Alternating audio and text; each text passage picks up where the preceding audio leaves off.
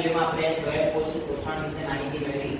હવે વિષમપોષી પોષણ એટલે પરાવલંબી પોષણ કોને કહેવાય? આમાં જોયું તો આપણે કે પોતાની જાતે પોતાનો ખોરાક તૈયાર કરે. પણ વિષમપોષી પોષણ શું છે કે જે સજીવો પોતાના ખોરાક માટે બીજા સજીવ ઉપર આધાર રાખે છે. બીજા સજીવ એટલે કયા? કાં તો વનસ્પતિજન્ય હોય કાં તો પ્રાણીજન્ય હોય. તો એના ઉપર આધાર રાખીને એમાંથી ખોરાક મેળવે એને કહેવાય વિષમપોષી પોષણ. હવે આ વિષમપોષી પોષણ છે એમાં ખોરાક લીધા પછી એટલે જ્યારે પોતાનો ખોરાક લે છે એ પછી એનું પાચન એ સરળ સ્વરૂપમાં કરે છે. કેમ? કારણ કે જટિલ સ્વરૂપમાં હોય. જટિલ સ્વરૂપમાં હોય એટલે પાચન બહુ અઘરું છે. જટિલ એટલે અઘરું.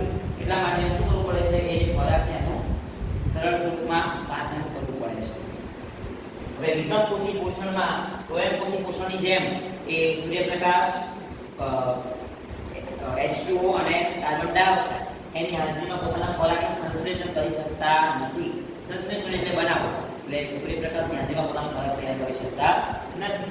કેમ? કારણ કે બીજા પારકા પર આધાર રાખીને પોતાનો ખોરાક મેળવે છે. અને વિષમપોષી પોષણ છે એમાં આગળ કીધું પોતાનો ખોરાક લે એ પછી એને સરળ સ્વરૂપમાં શું કરવું પડે? એનું પાચન જે છે સરળ સ્વરૂપમાં કરવું પડે છે. એના ઉદાહરણો કયા કયા છે? તો ઉદાહરણમાં જોવા જઈએ તો વિષમપોષી એટલે કયા કયા આવે? તો એક તો બધા પ્રાણીઓ. કેમ? કારણ કે પ્રાણીઓ પોતાનો ખોરાક પોતાની જાતે તૈયાર કરી શકતા નથી. પછી કોણ આવે? બેક્ટેરિયા અને ફૂગ. આ ત્રણ છે જે પોતાનો ખોરાક પોતાની જાતે તૈયાર નથી કરતા, પણ પોતાના ખોરાક માટે બીજા પર આધાર રાખે છે. ફરી એકવાર જોઈએ વિષમપોષી પોષણ કોને કહેવાય? કે જે સજીવો પોતાના ખોરાક માટે બીજા સજીવ પર આધાર રાખે છે. બીજા સજીવમાંથી મેળવે છે. વનસ્પતિજન્ય હોય કાં તો પ્રાણીજન્ય. વિષમપોષી પોષણમાં ખોરાક લીધા પછી તેનું પાચન છે સરળ સ્વરૂપમાં કરવામાં આવે.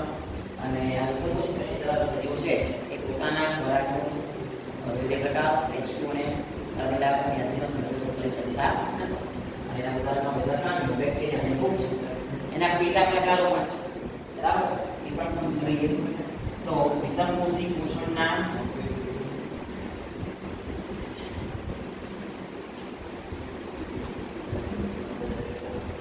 ત્રણ પ્રકાર છે. કેટલા? એમાં પહેલું છે મૃતોપજીવી, બીજું છે પ્રાણીસમ અને ત્રીજો છે પરોપજીવી. બરાબર? આ ત્રણ પ્રકારના વિષમપોષી પોષણ ધરાવતા સજીવો છે. બરાબર? આટલામાં રાખીએ છીએ.